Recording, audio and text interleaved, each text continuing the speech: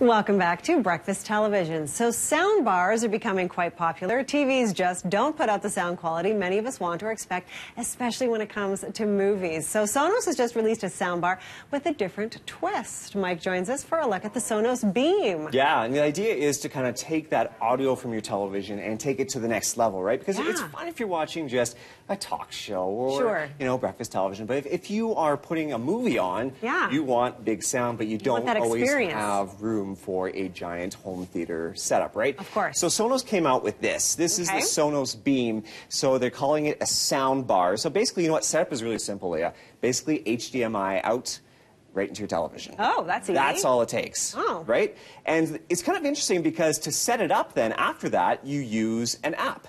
So what you do is you grab your smartphone, and you will start the app, and then it'll actually launch or activate your speaker and your mic, and then you walk around the room doing this.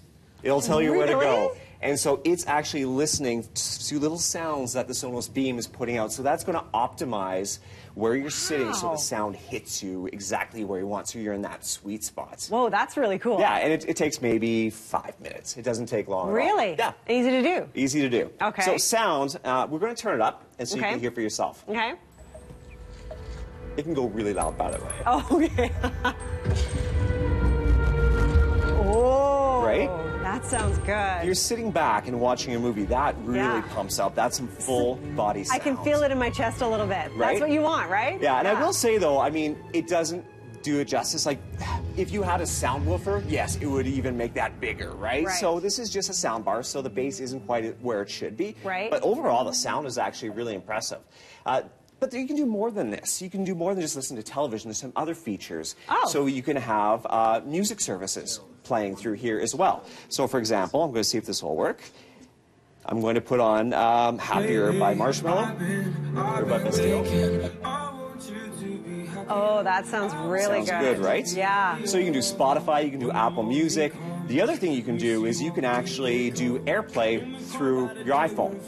So wirelessly beam your music through as well. Okay, so that's kinda cool. Now, there's another feature, too, that I want to quickly talk about. I'm going to pause that. Alexa, tell me a joke. Have you heard the rumor about butter? No. Never mind. I shouldn't spread it. So it's also a smart speaker. Okay, that's Alexa is built in. There is, of course, I said her name and she's listening. There's also talk that. I'm not sure. There's also talk that Google Assistant is going to be brought in.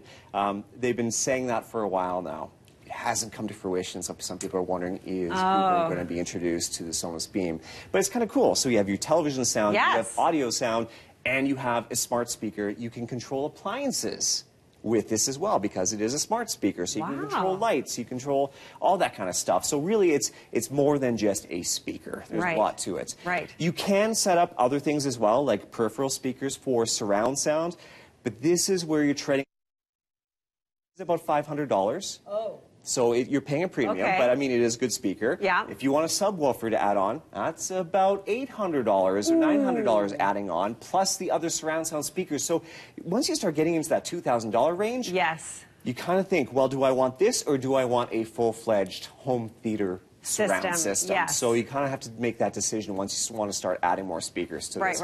Price is kind of that sticking point on this guy. Sounds great, but you're paying a premium for it. But I mean, if you're paying a lot of money for a television, this is the Samsung QLED, which is top-notch, but it's also a lot of money. You know, where are you going to cut? Maybe you want that good audio as well. Yeah. I can see that, right? You've got this amazing screen to look at. You kind of want the sound to go with it. Right? Right? Most people do. Most people do. Okay, well, Mike, thank you so much for that. You're welcome. Interesting.